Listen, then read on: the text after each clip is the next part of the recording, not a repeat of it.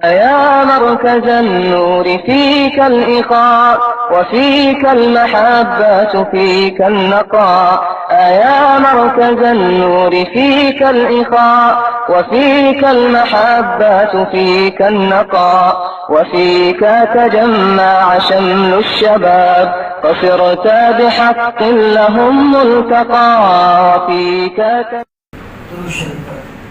اللهم صل على سيدنا ومولانا محمد وعلى آل سيدنا ومولانا محمد وبارك وسلم. الحمد لله رب العالمين والصلاة والسلام على سيد الأنبياء والمرسلين وعلى آله وأصحابه وأزواجه وذرياته ومن تبعهم بإحسان إلى يوم الدين. أعوذ بالله من الشيطان الرجيم. بسم الله الرحمن الرحيم. يا أيها الذين آمنوا كتب عليكم الصيام كما كتب على الذين من قبلكم لعلكم تتقون. وقال الله تبارك وتعالى شهر رمضان الذي أنزل فيه القرآن هدى للناس وبينات من الهدى والفرقان. صدق الله العظيم وصدق رسوله النبي الكريم ونحن على ذلك لمن الشاهدين والشاكرين والحمد لله رب العالمين. میرے محترم دینی بھائیو، اللہ کا لاکھ کروڑ شکر ہے کہ اس نے ہمیں دوبارہ رمضان المبارک کا مہینہ عطا فرمایا. رجب المرجب سے دعا کرتے تھے اللہم بارک لنا فی رجب و شعبان وبلغنا الی رمضان، کہ اللہ ہمارے رجب اور شعبان میں برکت دے اور ہمیں رمضان المبارک تک پہنچا دے.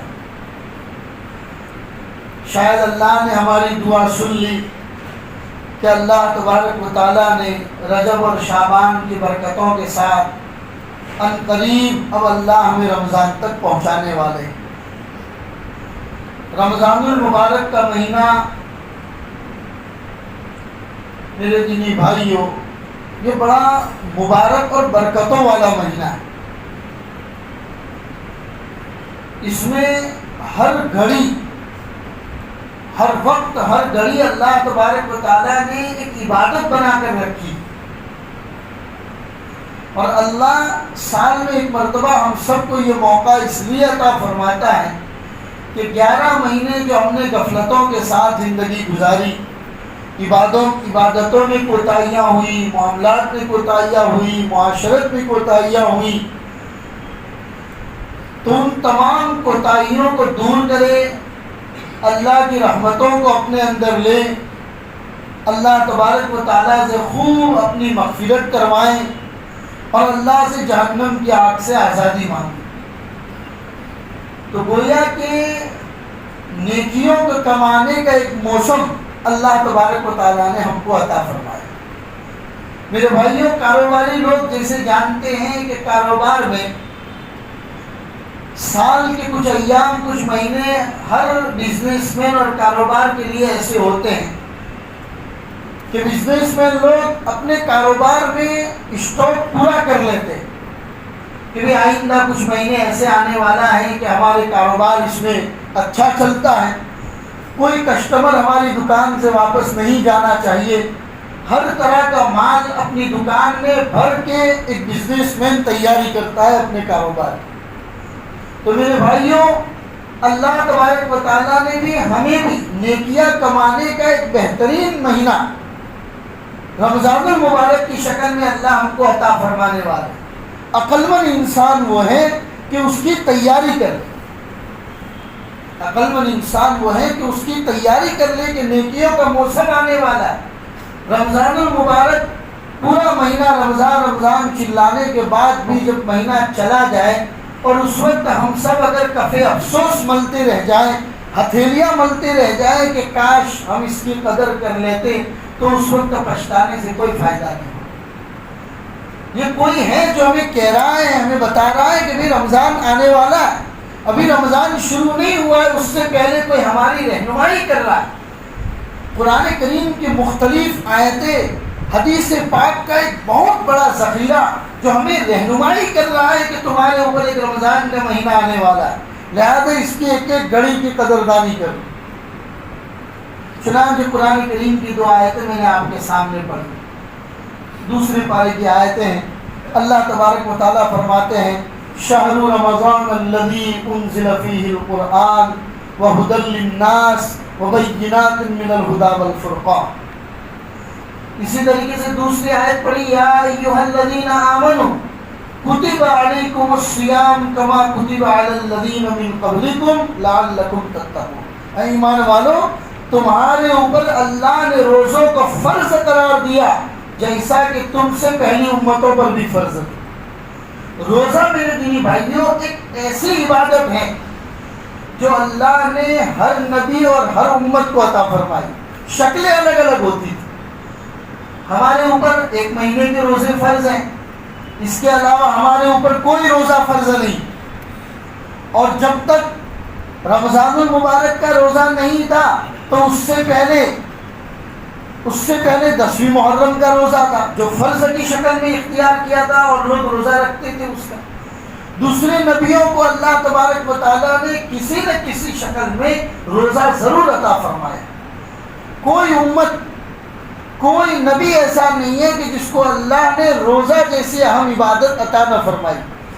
ہاں، کسی کو ایک دن کا روزہ فرض تھا، کسی کو 3 دن کے روزے فرض تھے، کسی امت میں 10 دن کے روزے فرض تھے، کسی امت میں صرف 2 دن کے روزے فرض تھے۔ شکلیں الگ الگ ہوتی تھی، لیکن ہر امت اور ہر نبی کو اللہ تبارک و تعالیٰ نے روزہ ضرور دیا۔ اسی کو اللہ نے قرآن کریم کی اس آیت میں فرمایا یا ایھا الذین آمنوا، اے ایمان والو، کتب علیکم الصیام، تمہارے اوپر روزے فرض کیے گئے، کما کتب علی الذین من قبلکم، جیسا کہ تم سے پہلے لوگوں کے اوپر فرض کیا گیا۔ اور یہ روزے فرض کیوں کیے گئے؟ اللہ نے جواب بھی دے دیا لعلکم تتقون، تاکہ تم تقوی اختیار کرنے والے بن جاؤ۔ تقوی کہتے کسے میرے بھائی؟ کسی نے حضرت عمر رضی اللہ تعالیٰ عنہ سے پوچھا کہ تقوی کیا ہے؟ حضرت عمر نے فرمایا جنگل گئے ہو کبھی جنگل کے علاقے میں سفر کیا ہے؟ تو اس آدمی نے کہا بالکل گئے۔ کہا جنگل میں درخت ہوتے ہیں، کانٹے ہوتے ہیں، تو وہاں پر تم کیسے چلتے ہو؟ تو اس آدمی نے کہا کہ بالکل اپنے کپڑوں کو سمیٹ کر، اپنے دامن کو سمیٹ کر چلتے ہیں تاکہ میرا کپڑا کہیں کسی کانٹے میں الجھ نہ جائے اور کپڑا کہیں پھٹ نہ جائے۔ فرمائے یہ دنیا کی زندگی بالکل اسی جنگل کی طرح ہے، تمہیں اس میں ایسے چلنا ہے کہ بالکل قدم قدم پر اپنے دامن کو گناہوں سے بچانا ہے۔ اسی کا نام تقویٰ۔ تقویٰ کا اگر میننگ معلوم کیا جائے تو اس کا مطلب ہوتا ہے ڈر، اللہ کا ڈر۔ اور جس دل میں خوف خدا اور اللہ کا ڈر پیدا ہو جاتا ہے میرے بھائیوں، پھر دنیا کی کسی اور طاقت سے اس کو ڈرنے کی ضرورت نہیں پڑتی۔ اس کو پھر بتایا نہیں جاتا کہ اگر یہ کرائم کرو گے تو پھر تمہارے اوپر یہ سزا لاگو ہوگی، یہ سب بتانے کی ضرورت ہی نہیں ہے، کیونکہ اس کے دل میں خوف خدا پہلے سے پیوستہ ہے۔ وہ کبھی ایسا کوئی کام نہیں کرے گا کہ جو کرائم کی طرف لے جانے والا ہو، گناہ کی طرف لے جانے والا ہو، یا اللہ کی ناراضگی کی طرف لے جانے والا ہو۔ روزہ اسی لیے دیا گیا لعلکم تتقون، تاکہ تم تقوی اختیار کرنے والے بن جاؤ، ڈرنے والے بن جاؤ۔ روزہ نام کس چیز کا ہے؟ پوچھا صحابہ نے یا رسول اللہ مصیام، روزہ کیا ہے؟ تو کہا کہ صرف صبح صادق سے لے کر غروب آفتاب تک بھوکا رہنے کا نام روزہ نہیں۔ صرف بھوکا رہ لیے، پھر پورے دن غیبت بھی کرتے رہیں، پورے دن گانے بھی سنتے رہیں، پورے دن غلط باتیں اپنی زبان سے نکالتے بھی رہیں، پورے دن اپنی آنکھوں کی حفاظت نہیں کی، غلط چیزیں دیکھتے بھی رہیں، چوریاں بھی کرتے رہیں، غلط چیز کی طرف اپنے ہاتھ اپنے پیر بڑھاتے رہیں، پھر پورے دن روزہ بھوکا رہنے سے کیا فائدہ؟ اللہ اپنے بندوں کو بھوکا رکھوانا نہیں چاہتے، اللہ تو تربیت دلانا چاہتے ہیں۔ صبح صادق سے لے کر غروب آفتاب تک کھانا پانی اور جمع میاں بیوی کو ملنے سے روکے رہو تاکہ تمہیں کسی اور کی بھوک کا احساس ہو، تمہیں پتہ چلے کہ لوگ بھوکے کیسے رہتے ہیں، کسی اور کی بھوک کا تمہیں احساس ہو، کسی اور کی پیاس کا تمہیں احساس ہو، اسی لیے روزہ اللہ تبارک و تعالیٰ نے دیا ہے۔ روزہ کان کا روزہ یہ ہے کہ آپ اس کو غلط چیزوں کو سننے سے روک دیں، آنکھ کا روزہ یہ ہے کہ آپ اس کو غلط چیز کے دیکھنے سے روک دیں، زبان کا روزہ یہ ہے کہ آپ اس کو کسی کی غیبت کرنے سے یا غلط بات غلط بولنے سے آپ اس کو روک دیں، اسی کا نام روزہ ہے۔ صرف کھانے پینے سے رکنے کا نام روزہ نہیں۔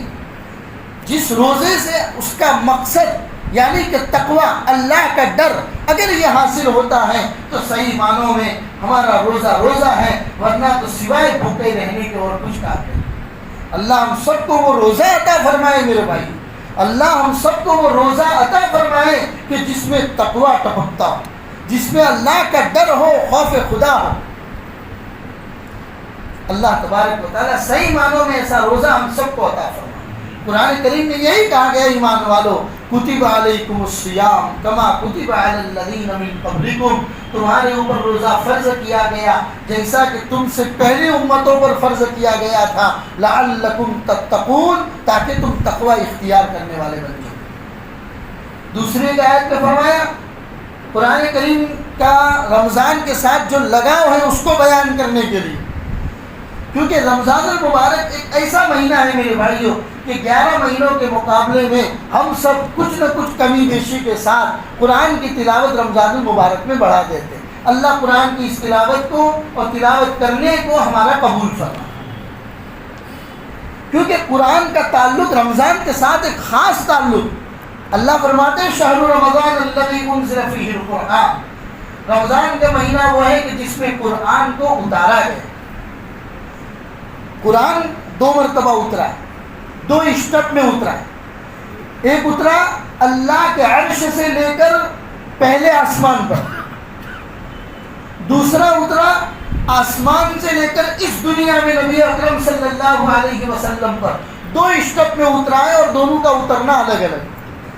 پہلا قرآن جو عرش معلیٰ سے آسمان پر اترا تھا وہ پورا کا پورا رمضان المبارک میں اترا ہے۔ اسی کی طرف اللہ نے اشارہ فرمایا شہر رمضان الذی انزل فیہ القرآن، رمضان کا مہینہ وہ ہے کہ جس میں اللہ نے قرآن کو اتارا۔ پھر آسمانی دنیا سے لے کر زمینی دنیا پر محمد الرسول اللہ صلی اللہ علیہ وسلم پر جو قرآن اتارا گیا وہ تھوڑا تھوڑا جیسی ضرورت پڑتی رہی 23 سال میں اللہ تبارک و تعالیٰ نے اتارا، جس کی ابتدا اقرا بسم ربک الذی سے ہوئی اور آخری اذا جاء نصر اللہ والفتح، جس میں فرمایا گیا کہ اب محمد رسول اللہ کو ہم اپنے پاس واپس بلانے والے ہیں۔ محمد رسول اللہ اب تمہارے بیچ میں نہیں رہیں گے، اللہ فرماتا ہے ہم ان کو واپس بلانے والے ہیں۔ اس کا اشارہ اس صورت میں اذا جاء نصر اللہ والفتح میں اللہ نے کیا۔ 23 سال کے عرصے میں جیسی جیسی ضرورت پڑتی رہی اللہ تبارک و تعالیٰ قرآن کو اتارتے رہے۔ کبھی ایسی ضرورت پڑی کہ پوری کی پوری سورت اتار دی، کبھی ایسی ضرورت پڑی کہ صرف ایک آیت اتاری، اور کبھی ایسی بھی ضرورت پڑی کہ صرف آیت کا ایک ٹکڑا اتار۔ جیسے کہ ایک مرتبہ جہاد کی آیتیں اتر رہی تھی، اللہ کی طرف سے حکم اتر رہا تھا کہ تم میں جو بھی جوان اور مضبوط قسم کے لوگ ہیں ان کو اللہ کے راستے میں نکلنا ہے۔ یہ قرآن کریم کی آیت اتری، اللہ کے رسول نے صحابہ کو بتائی، صحابہ نے مدینہ والوں کو جو نہیں تھے ان لوگوں کو بتانا شروع کیا، تو وہ صحابہ جو بیچارے معذور تھے، سفر میں نہیں جا سکتے تھے، ان کے دل میں شوق نے انگڑائی لی اور دل میں یہ شوق پیدا ہوا کہ ہمارا کیا ہوگا۔ وہ فوراً دوڑے دوڑے اللہ کے رسول کی خدمت میں آ اور کہا یا رسول اللہ نے آیت اتاری ہے کہ اللہ کے راستے میں نکلنا ضروری ہے، ہم تو معذور ہیں، اپنے گھر کی چوکھٹ سے باہر نہیں نکل سکتے، سفر میں کیسے نکلیں گے۔ وہ صحابی یہ سوال کر کے ابھی واپس بھی نہیں لوٹے تھے، جبرائیل آئے اور فوراً فرمایا کہ اللہ نے فرمایا کہ معذور لوگ مستثنا، معذور لوگ گھر میں رہ کر عبادت کریں گے ان کو ثواب ملے گی۔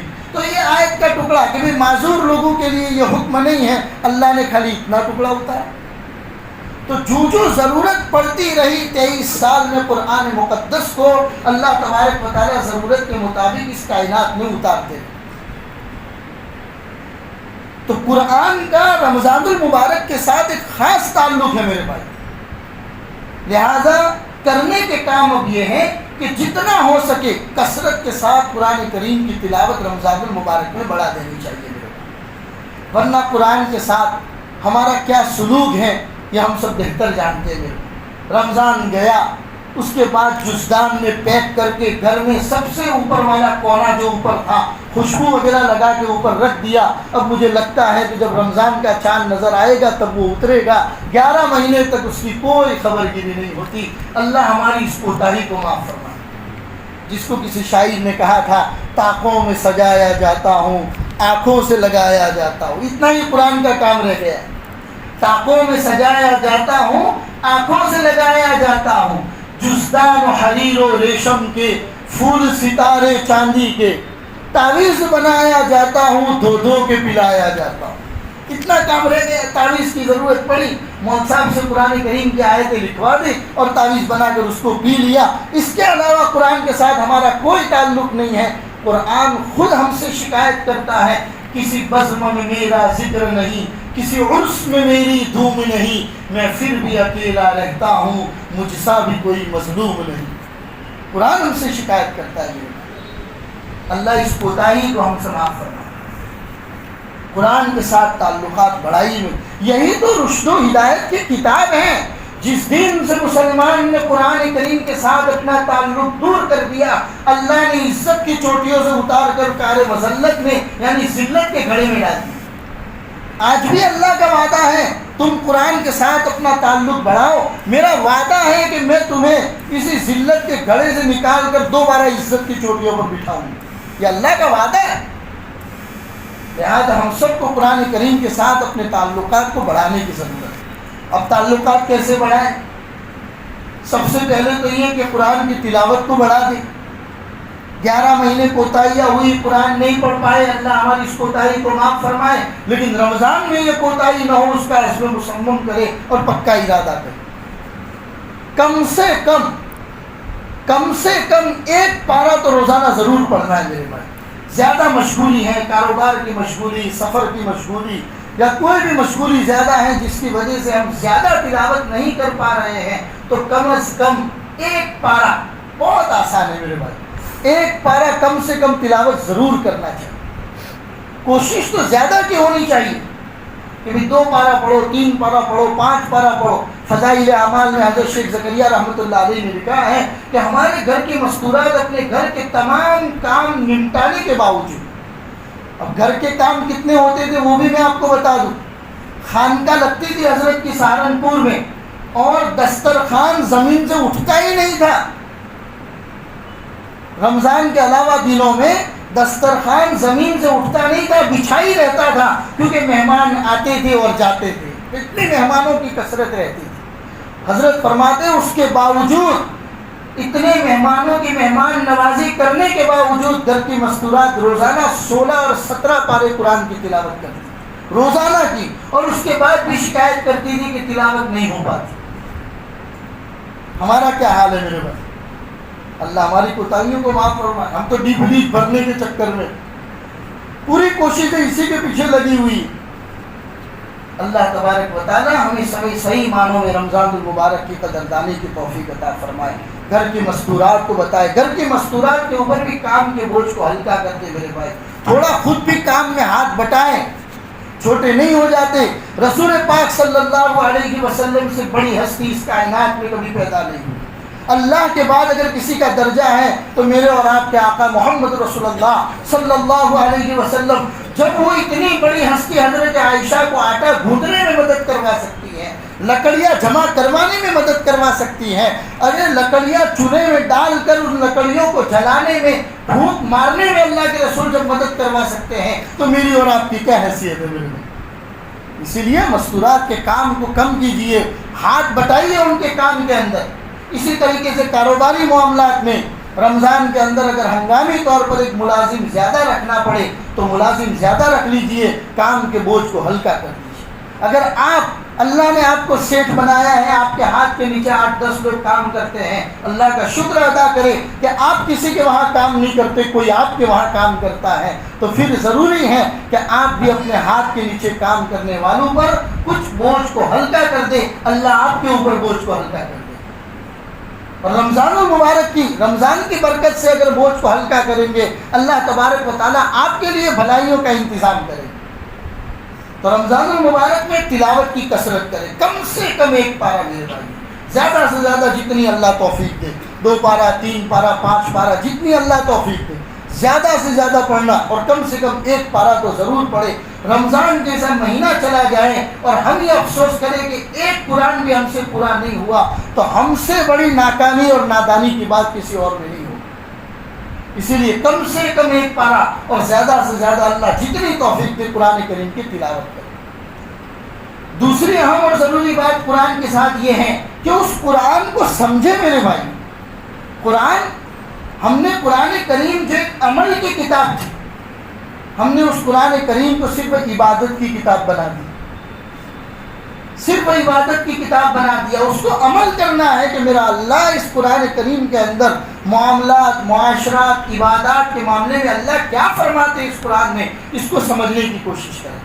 زیادہ نہ صحیح تو کم از کم وہ چھوٹی چھوٹی صورتیں جو عام طور پر ہم لوگ نمازوں میں پڑھتے ہیں، ان صورتوں کا ترجمہ معلوم کریں، ان صورتوں کا مطلب معلوم کریں کہ الم تر کیف فعل ربک باصحاب الفیل، یہ صورت کثرت کے ساتھ ہم پڑھتے ہیں۔ انا اعطیناک الکوثر قل هو اللہ احد، یہ چھوٹی چھوٹی صورتیں جو ہم اپنی نمازوں میں کثرت کے ساتھ پڑھتے ہیں، ہمیں معلوم تو ہونا چاہیے کہ ان صورتوں میں اللہ کیا ارشاد فرمایا، اللہ نے یہ صورتیں کیوں اتاری، کب اتاری، اور اس میں احکام اللہ نے کیا کیا اتارے ہیں، یہ ہم میں سے ہر آدمی کو معلوم ہونا ضروری ہے میرے بھائی۔ پورے قرآن کریم کا ترجمہ اور مطلب اگر معلوم نہیں کر سکتے تو کم از کم ان صورتوں کا مطلب اور ترجمہ ضرور معلوم کریں۔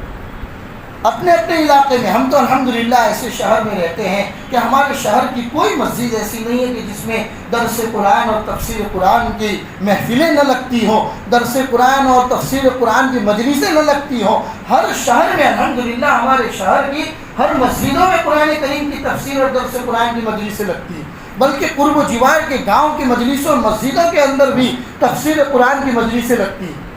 تو میرے بھائی اپنے کام کو آگے پیچھے کر کے کم از کم ایک مجلس کو ضرور جوائن کریں، ایک مجلس میں جائیں، قرآن کریم کے ترجمہ، اس کا مطلب، اس کی تفسیر کو معلوم کریں۔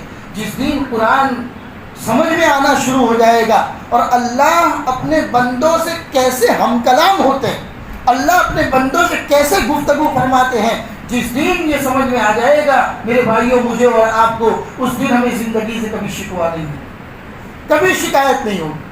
ابھی ہر چیز سے شکایت، مہنگائی سے شکایت ہوتی ہے، حالات سے شکایت ہوتی ہے، دن بدن شکایتیں ہماری بڑھتی جاتی ہیں، لیکن کبھی اپنی ذات سے شکایت نہیں ہوتی کہ میرے اللہ کے ساتھ میرے تعلقات کیسے۔ کسی نے کیا خوب کہا ہے، مسلمانوں حالات کا شکوہ کرنا چھوڑ دو، فجر کی نماز میں مسجد کی صفیں بتاتی ہے کہ تمہیں کتنی فکر ہے۔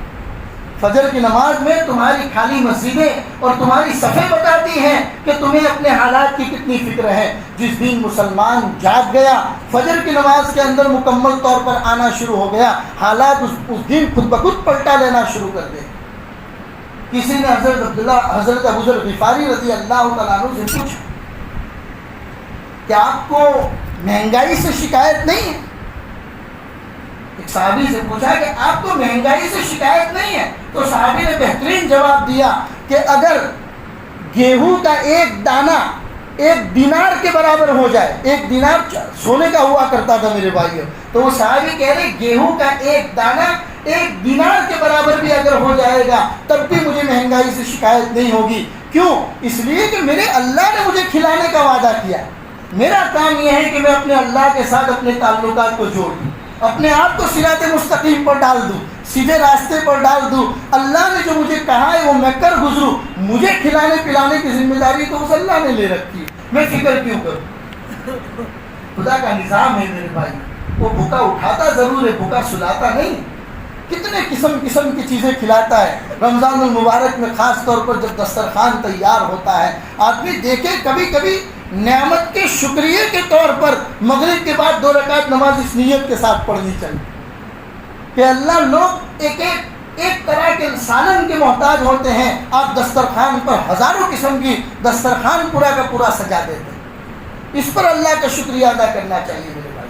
بہرحال رمضان المبارک آنے والا ہے تو اس میں قرآن کے ساتھ اپنے تعلقات کو بڑھا دیں۔ ایک بڑی روایت ہے حضرت عبداللہ بن عمرو بن العاص رضی اللہ تعالیٰ عنہ کی کہ بالکل شعبان کا آخری تاریخ ہے، اللہ کے رسول صلی اللہ علیہ وسلم مسجد نبوی میں تشریف لائے، ممبر پر چڑھے، اور ممبر پر چڑھنے کے بعد اللہ کے رسول نے فرمایا، اے مسلمانوں، رمضان المبارک کا مہینہ تمہارے اوپر سایہ فگن ہے، یعنی آنے والا ہے۔ شعبان کی بالکل آخری تاریخ تھی اور اللہ کے رسول نے خطبہ دیا ممبر پہ چڑھ کے، اے مسلمانوں، رمضان کا مہینہ تمہارے اوپر سایہ فگن ہے، اس کے دین میں روزہ رکھنا اور راتوں میں جاگ کر نفلی عبادت کرنا یہ اللہ تبارک و تعالیٰ کو بہت پسند ہے۔ پھر فرمایا یہ صبر کا مہینہ ہے اور صبر کا بدلہ جنت ہے، اس میں اگر کوئی آدمی کسی روزے دار کی افطاری کرائے تو اللہ تبارک و تعالیٰ نے اس کی مغفرت کا وعدہ کیا۔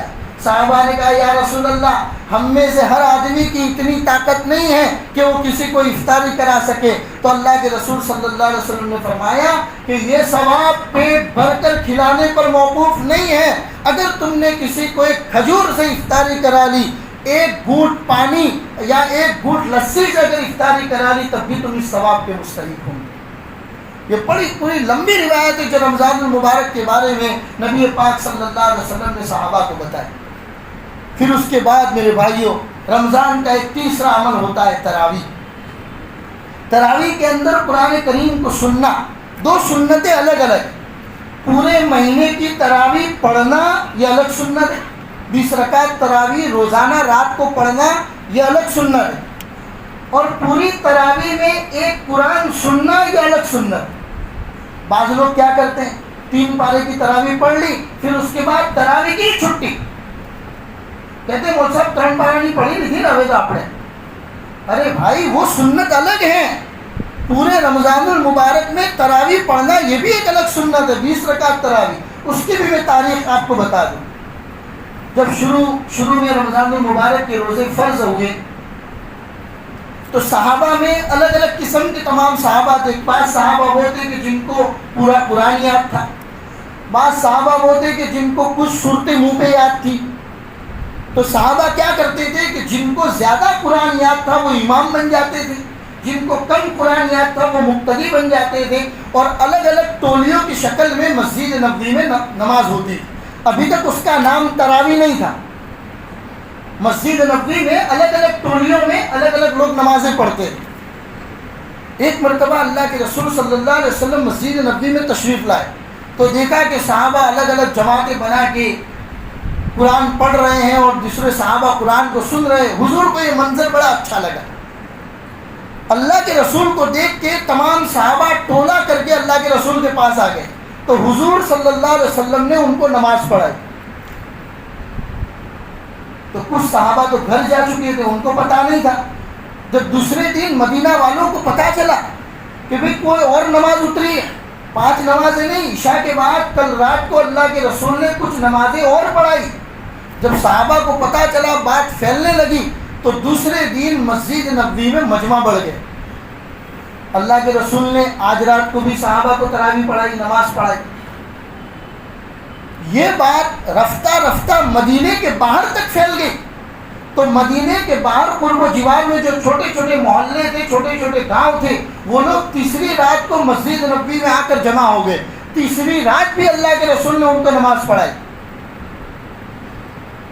اب جب یہ بات، کیونکہ وہ زمانہ نیا نیا قرآن کے اترنے کا زمانہ تھا، احکام کے اترنے کا زمانہ تھا، تو کوئی بھی نیا آرڈر، کوئی بھی نیا حکم آتا تھا تو صحابہ اس کو لپک کر لے لیتے تھے۔ جب یہ بات پھیل گئی تو مدینہ کے دور قرب و جوار ہی نہیں، دور دراز کے علاقے سے لوگوں نے صبح سے آنا شروع کر دی۔ صبح سے لوگ آ گئے، مسجد نبوی میں آ کر بیٹھ گئے۔ چوتھے دن جب اللہ کے رسول نے عشاء کی نماز پڑھائی تو اللہ کے رسول کی ایک عادت تھی کہ فرض نماز پڑھا کر اللہ کے رسول ممبر کے اندر سے گھر میں تشریف لے جاتے تھے، سنتیں گھر میں پڑھتے تھے، اور یہ معمول ہمارا بھی ہونا چاہیے میرے بھائیو۔ گھر سے وضو بنا کر آنا، گھر سے سنتیں پڑھ کر آنا، یہ معمول ہمارا بھی ہونا چاہیے۔ اللہ کے رسول نے فرمایا لا تجعلوا بیوتکم قبورا، اپنے گھروں کو قبرستان مت بناؤ، ان گھروں میں بھی نماز پڑھنے کی عادت ڈالو۔ یہ مسجدیں صرف فرض نمازوں کے لیے، خیر ہم تو شاپنگ سینٹر میں ہیں، ہماری تو مجبوری ہے، لیکن محلوں کی مسجدوں میں، گاؤں کی مسجدوں میں یہ معمول بنانا چاہیے کہ گھر پہ ہی پورا استنجا وغیرہ سے فارغ ہو جائے، بہترین وضو بنا لے اور نماز کا وقت ہو جائے تو سنتیں ادا کر لے اور اس کے بعد جا کے محلے کی مسجد میں فرض نماز پڑھے۔ بہرحال اللہ کے رسول کا یہ معمول تھا کہ فرض نماز پڑھا کے آپ حجرے میں تشریف لے جاتے تھے۔ چوتھے دن عشاء کی نماز پڑھا کر اللہ کے رسول حجرے میں تشریف لے گئے، پورا کا پورا مجمع سنتیں پڑھ کے انتظار کر رہا ہے، مسجد نبوی کھچا کھچ بھری ہوئی ہے، باہر تک مجمع ہے، لیکن اللہ کے رسول باہر تشریف نہیں لائے۔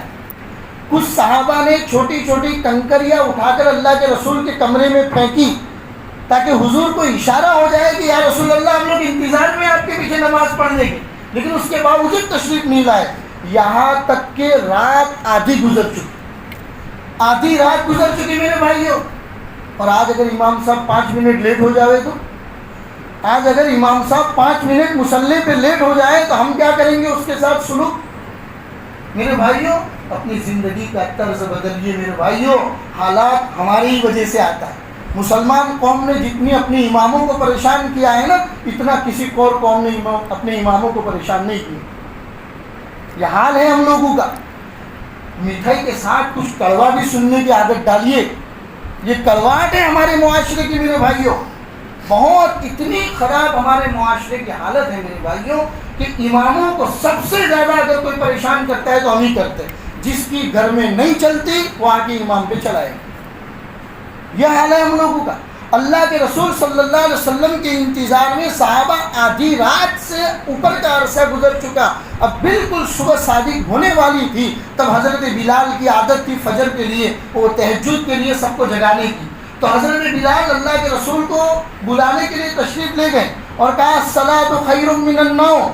اللہ کے رسول نے جب جواب دیا کہ یا رسول اللہ ہم لوگ عشاء کے بعد سے آپ کے منتظر تھے، آپ تشریف نہیں لائے، تو حضور نے فرمایا، غور سے سننے کی بات ہے میرے بھائیوں، اللہ کے رسول نے فرمایا نماز تراویح کو دیکھ کر تمہارا جو شوق تھا وہ اتنا زبردست تھا کہ اگر آج رات میں آ جاتا تو تراویح تمہارے اوپر فرض ہو جائے، تو تم تو شوق کی وجہ سے کر لیتے، لیکن آنے والی میری امت کا کیا ہوتا؟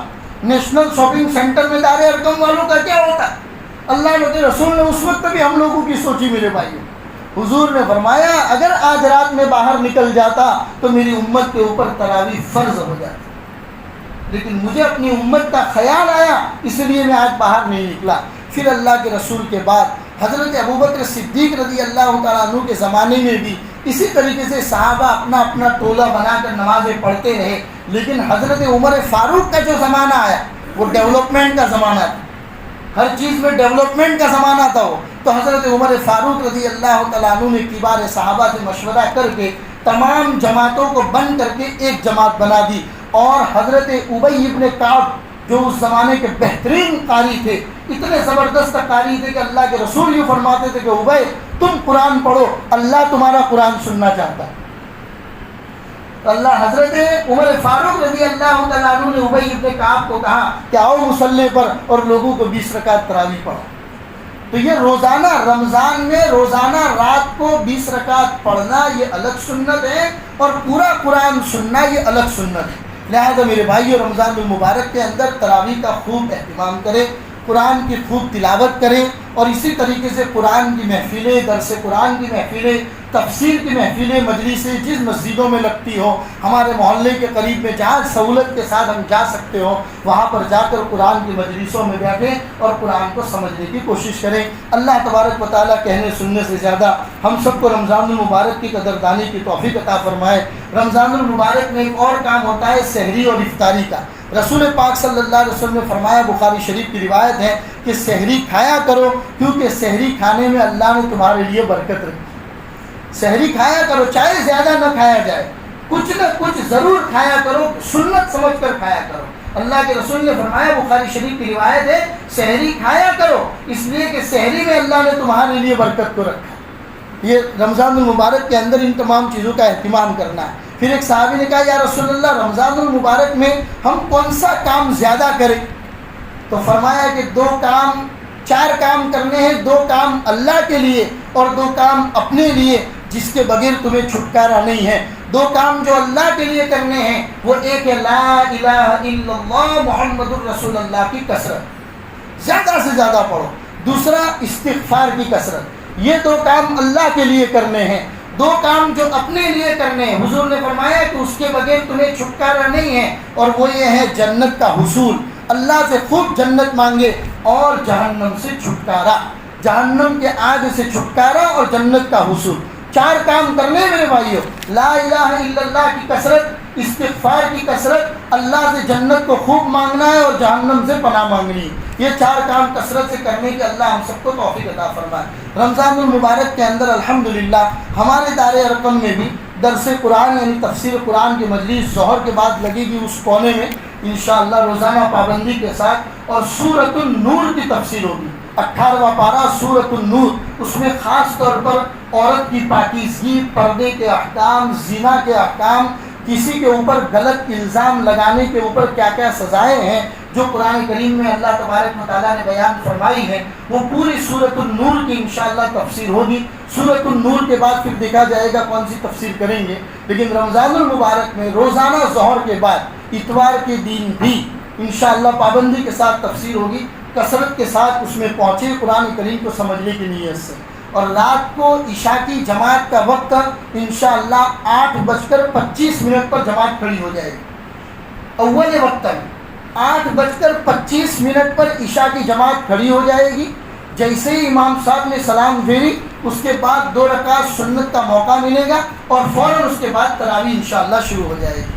فجر کی نماز کا وقت رمضان المبارک میں 5:30 پر یعنی 5:30 بجے فجر کا وقت رہے گا انشاءاللہ. اگر سنیچر کو چاند ہو جاتا ہے, آئندہ کل اگر چاند ہو جاتا ہے تو اتوار کو پہلا روزہ ہوگا, تو پہلے روزے کو انشاءاللہ فجر کی نماز 5:30 پر ہوگی. اور اسی طریقے سے ظہر اثر تو اپنے ٹائم پر ہوگی, مغرب وغیرہ, اور عشاء کی نماز 8:25 پر ہوگی. خود پہنچے تراویح کے اندر اور درس قرآن کے اندر. اللہ تبارک و تعالیٰ رمضان المبارک کی قدردانی کے ہم کو توفیق عطا فرمائے. اور 1-2-4 منٹ آپ کی مزید دوں گا میرے بھائی. اور تراویح کے معاملے میں احتیاط کریں. ہم لوگ تراویح کے معاملے میں خاص طور پر یہ کوشش کرتے ہیں کہ وہاں پر پڑھی جائے جہاں جلدی جلدی قرآن پڑھا جاتا ہو, اور بعض مرتبہ اس طریقے سے قرآن پڑھنے کی کوشش کی جاتی ہے کیونکہ لوگوں کا دباؤ حافظے کے اوپر اتنا ہوتا ہے. اب ایک حافظے کے اوپر کتنا پریشر ہوتا ہے میں آپ کو بتا دوں. پہلی بات تو یہ کہ اس کو پورا پارہ یاد کرنا ہے. دوسری بات یہ کہ قرآن کریم کے 30 پاروں میں ایسی ہزاروں آیتیں ہیں جو ایک جیسی ہے, جس میں قوم اور ہوم کا فرق ہے, وہ بھی حافظے کو یاد رکھنا ہے. تیسرا, اس کو کون سی آیت کے اوپر رکوع کرنا ہے اور آگے والی رکعت میں کہاں سے قرآن شروع کرنا ہے, یعنی کہ پورا کا پورا قرآن کو اسٹیپ بائی اسٹیپ کیسے پڑھنا ہے وہ بھی اس کو فکر ہوتی ہے. ان تمام پریشر کے ساتھ جب وہ مصلی پہ کھڑا ہوتا ہے پھر اس میں غلطیاں بھی آتی ہیں, تو غلطیاں آنا کوئی بڑی بات نہیں ہے, لیکن ہماری طرف سے پریشر. کچھ لوگ کہتے ہیں کہ بہت زیادہ جلدی پڑھتے ہیں, کچھ لوگ کہتے ہیں کہ مولانا بہت آہستہ پڑھتے ہو. اب وہ بیچارہ امام جائے تو کہاں جائے؟ لہٰذا اس کی فکر نہ کرے, قرآن سننے کی نیت کے ساتھ جائے, صحیح نیت کے ساتھ, اور قرآن کو سنے. اللہ تبارک و تعالیٰ عمل کی توفیق عطا فرمائے. وصلی اللہ علی النبی الکریم وعلی آلہ واصحابہ اجمعین برحمتہ.